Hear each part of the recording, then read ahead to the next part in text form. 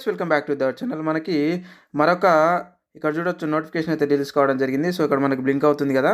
So NVS staff nurse and అలాగే non teaching పోస్టులకి ఒక నోటిఫికేషన్ అయితే మనకు రీసెంట్గా అయితే రిలీజ్ కావడం జరిగింది.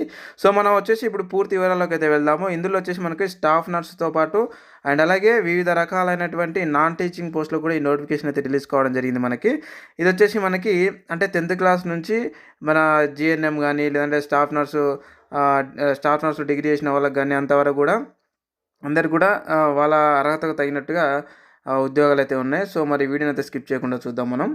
సో ఇక్కడ క్లిక్ చేద్దాం మనం. ఇక్కడ చూడొచ్చు మనకి. సో ఇక్కడ టోటల్గా మనకి డీటెయిల్స్ అయితే ఇవ్వడం జరిగింది. సో వెబ్సైట్లో మనకి ఇక్కడ చూసుకున్నట్టయితే మనకి మొత్తానికి పోస్ట్ నేము అండ్ అలాగే టోటల్ పోస్టులు అండ్ అలాగే క్వాలిఫికేషను అండ్ అలాగే మనకి ఏజ్ కూడా ఇవ్వడం అయితే జరిగింది. ఒకసారి అయితే మనం అబ్జర్వ్ చేద్దాం ఇప్పుడు. సో ఇక్కడ చూసుకున్నట్టయితే మనకి ఫీమేల్ స్టాఫ్ నర్స్ పోస్టులు వచ్చేసి మనకి 121 ఉన్నాయి. దీనికి వచ్చేసి మనకి నర్సింగ్లో బ్యాచిలర్ డిగ్రీ చేసిన వాళ్ళు ఎవరైనా సరే దీనికి అప్లికేషన్ అయితే చేసుకోవచ్చు. అండ్ అలాగే అసిస్టెంట్ సెక్షన్ ఆఫీసర్ ఏఎస్ఓ ఇవి వచ్చేసి మనకి 5 ఉన్నాయి ఉద్యోగాలు. సో దీనికి వచ్చేసి మనకి ఏదైనా సరే మీరు డిగ్రీ పాస్ అయి ఉంటే చాలు. అందులో భాగంగా మీకు ఎక్స్పీరియన్స్ ఉన్న వాళ్ళకి మొదటి ప్రాధాన్యత అయితే ఉంటుంది. అండ్ అలాగే ఆడిట్ అసిస్టెంట్ ఇవి మనకి 12 ఉద్యోగాలు ఉన్నాయి. సో దీనికి వచ్చేసి మనకి కామర్స్లో మీరు బీకామ్ చేసి ఉండాలి. అంటే డిగ్రీలో మీరు బీకామ్ చేసిన వాళ్ళు వీటికి సపరేట్గా అయితే అర్హులు అనమాట. ఇక నెక్స్ట్ మనం చూసుకున్నట్టయితే పోస్ట్ వచ్చేసి జూనియర్ ట్రాన్స్లేషన్ ఆఫీసర్. సో ఇవి వచ్చేసి మనకు 4 ఉన్నాయి.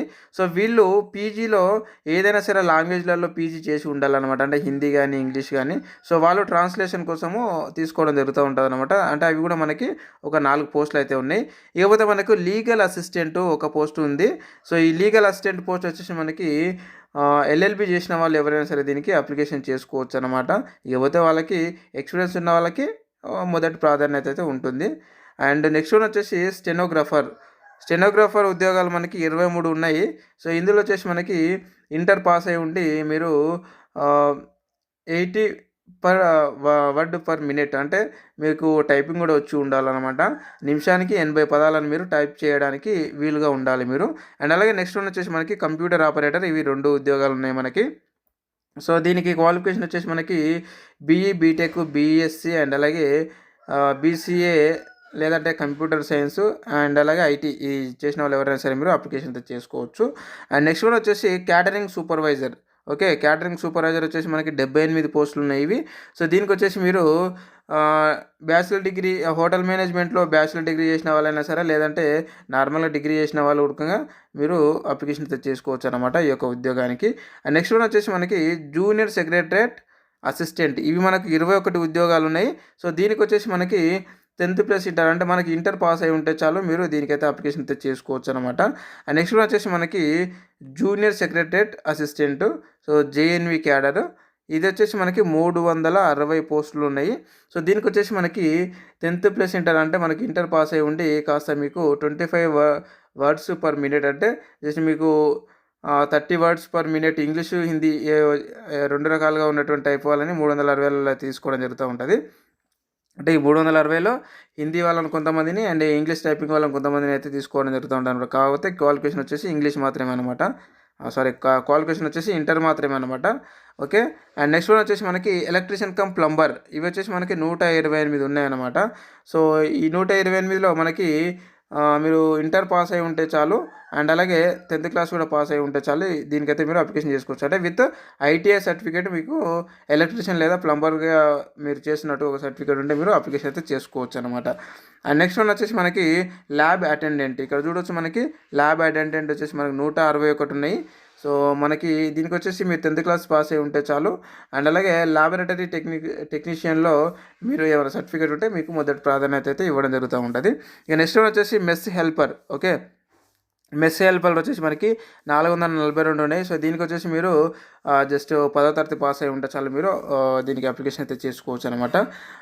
నెక్స్ట్ వచ్చేసి మనకి మల్టీ టాస్కింగ్ స్టాఫ్ అనమాట, ఎంటీఎస్. ఇవి వచ్చేసి మనకి 19 ఉన్నాయి. సో వీటికి మీరు 10th క్లాస్ పాస్ అయి ఉంటే చాలు మీరు దీనికి అప్లికేషన్ అయితే చేసుకోవచ్చు అనమాట. అంటే మొత్తం కూడా మనకి స్కూళ్ళల్లో అనమాట. సో ఇది మనకి నవోదయ విద్యాలయ సంస్థ ఉంటుంది కదా, సో నవోదయ. సో దానికి ఆ స్కూళ్ళల్లో ఉండేటటువంటి స్టాఫ్ అనమాట, ఇది నాన్ టీచింగ్ స్టాఫ్. సో వాటికి మీరు అప్లికేషన్ చేసుకోవడానికి అనమాట ఇది.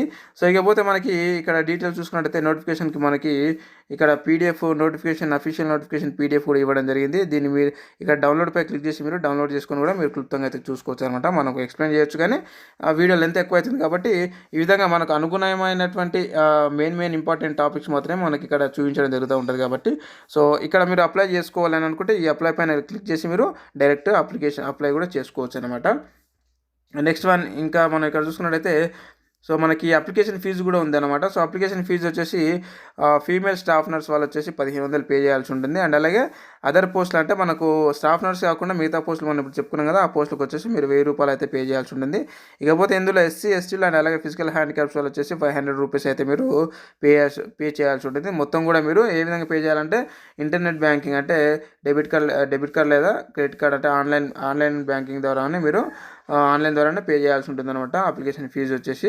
అండ్ నెక్స్ట్ వచ్చేసి మనకి ఇప్పుడు ఎలక్షన్స్ ఉన్నాయి కాబట్టి సో మనకి ఎంపీ ఎలక్షన్స్ ఉన్నాయి కాబట్టి మనకి ఈ యొక్క ఎగ్జామ్ డేట్ని అయితే మనకి అప్లికేషన్ డేట్ను మాత్రం మనకి ఇంకా మనకి అనౌన్స్ చేయలేదన్నమాట.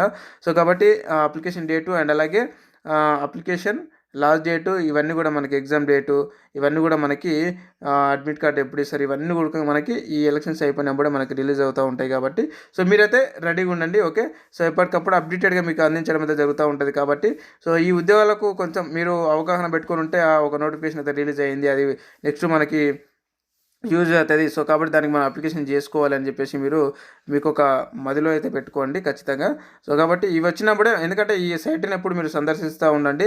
సో నేను వీడియో చేసినా చేయకపోయినా ఈ సైట్ మీరు అప్పుడప్పుడు ఓపెన్ చేసి మీరు చెక్ చేస్తూ ఉంటే అప్డేటెడ్ విషయాలు మీకు తెలుస్తూ ఉంటాయి. సో ఈ డేట్ వచ్చినప్పుడు మనం ఇక్కడ చేంజ్ అవుతూ ఉంటుంది అనమాట. అంటే అప్లికేషన్ డేట్ వచ్చినప్పుడు మనకి ఇక్కడ application date, application closing date and అలాగే మనకి ఎప్పుడు ఫీజు పే చేయాలి అండ్ ఎగ్జామ్ డేట్ యొక్క షెడ్యూల్ ఏంది అండ్ అలాగే అడ్మిట్ కార్డ్స్ ఎప్పుడు రిలీజ్ అవుతాయి ఇవన్నీ కూడా మనకు చేంజ్ అవుతాయి అన్నమాట. ఇవి ఎప్పుడు ఈ మనకి ఎగ్జామ్ డేట్ వచ్చినప్పుడే. సో కాబట్టి మీరు అప్పుడప్పుడు మన సైట్ని అయితే ఓపెన్ చేయండి. సైట్ని ఓపెన్ చేసి ఇక్కడ హోమ్ పైన క్లిక్ చేస్తే మనకి చూపిస్తా చూడండి. ఇప్పుడు మొత్తం కూడా నేను సో మనకి ఇక్కడ లేటెస్ట్గా అప్డేటెడ్గా ఉన్నటువంటి అన్ని పోస్టులు కూడా ఇక్కడ బ్లింక్ అవుతూ ఉంటాయి.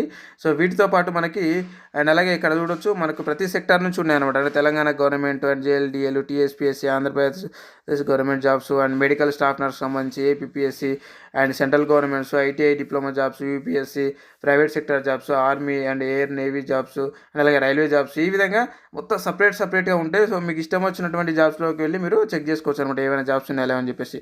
ఇకపోతే మనకి ఇక్కడ చూడొచ్చు లేటెస్ట్ జాబ్స్ అని, అడ్మిట్ కార్డ్స్, రిజల్ట్స్ ఇవి ఎప్పటికప్పుడు అప్డేటెడ్ ఉన్న వాటిని మాత్రం పెట్టడం జరుగుతూ ఉంటుంది అనమాట. అడ్మిషన్స్ అని కానీ ఇంపార్టెంట్ సర్టిఫికేట్ వెరిఫికేషన్ ఏమైనా ఉంటాయి అవి కానీ. సో ఈ విధంగా టోటల్ వచ్చేసి మనకి ఈ వెబ్సైట్లో దొరుకుతూ ఉంటుంది. సో కాబట్టి మీరు అప్పుడప్పుడు అయితే ఈ యొక్క వెబ్సైట్ని అయితే ఓపెన్ చేసి మీరు చూస్తూ ఉండండి. Okay right. ఇంకేమైనా మీకు డౌట్స్ ఉంటే ఈ వీడియో కింద కామెంట్ రూపంలో అయితే అడగండి, నేను అక్కడ నుంచి అయితే నేను ఖచ్చితంగా మీకు క్లారిఫై ఇస్తాను. అండ్ అలాగే ఇంకా నాతో మాట్లాడాలి అనుకుంటే మీరు కాల్ ఫర్ మీ యాప్ ద్వారా డైరెక్ట్గా నాకు ఫోన్ చేసి నాతో అయితే మాట్లాడచ్చు అనమాట. ఓకే, సైట్ని అయితే ఒకసారి విజిట్ చేయండి. విజిట్ చేసి మీకు ఇక్కడ కామెంట్ రూపంలో అయితే మీరు సైట్లో కూడా తెలియజేయచ్చు అనమాట. ఓకేనా. Thank you very much. మరొక ఉద్యోగ నోటిఫికేషన్ వీడియోలో మళ్ళీ కలుద్దాం. Thank you.